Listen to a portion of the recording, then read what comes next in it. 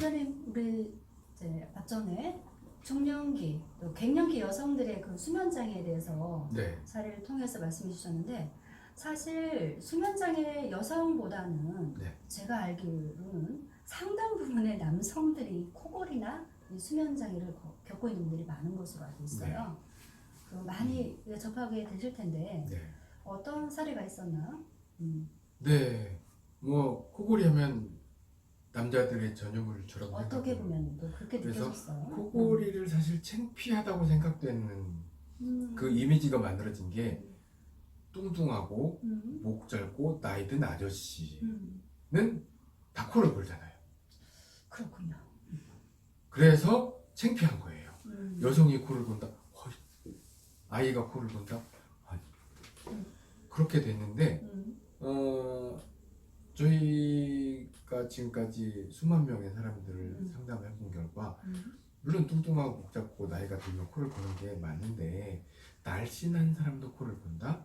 그리고 날씬한 사람들은 코골이가 크지 않지만 호흡장애가 있다는 거, 그거를 이제 염두에 두셔야 되고, 남성의 코골이에 제일 문제가 되는 게 보면 발기부전 문제가 꽤 큰 건데, 갱년기 남성들. 네. 갱년기뿐만이 아니고 젊은 뭐 40대 친구들도 보면 그래요. 발기부전 하면은 뭐 비뇨기과를 가니 뭐 비아그라를 먹니, 굉장히 남자들에게 그 어떤 자존심적인 문제가 있어서 그게 서로 부딪히는 게요. 내 자존심, 자신감이 떨어져 있을 때 작은 거에 상처받고 작은 거에 부딪히고 그것이 또 계기가 돼서 서로 간에 막 큰 싸움이 되고 각방을 쓰고 그러다가 별거라고 정말 일이 커지거든요.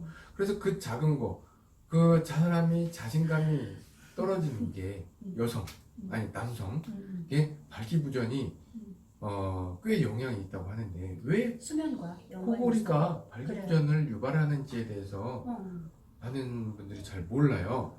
저도 처음 들었어요. 네, 그게 왜 그러냐면 코골이가 생기면서 호흡 장애잖아요. 호흡 불편하고 이렇게 되면 잠이 자꾸 깬다고 했잖아요. 그렇죠. 근데 렘수면이라고 하는 게 있어요. 렘수면. 그게 보통 꿈수면이라고 하는데 그때는 뇌로 혈액이 거의 몰리고요.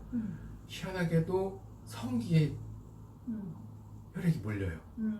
렘수면 상태에서는. 그래서 발기 상태가 지속이 되는 거거든요. 그때 뇌로 가서는, 뇌는 뭔가 지금 그 기억을 정리하고 뇌를 정비하는 시간이기 때문에 뇌로 혈액이 몰리는 거는 이해가 되는데 왜 성기에 혈액이 몰리는가는, 그래서 발기가 되는지는 정확하게 뭐 연구된 바는 없지만 아마 그러지 않을까라고 이제 유추하는 게 뭐냐면 그 남성의 성기를 구성하고 있는 그 이 해변체 있잖아요. 그 수세미처럼 얼기설기돼서 혈액이 확 몰리면 발기가 되고, 그게 혈액이 빠져나가면 그냥 작아지고 되게 그 여의봉 같은 작용을 하는데, 그게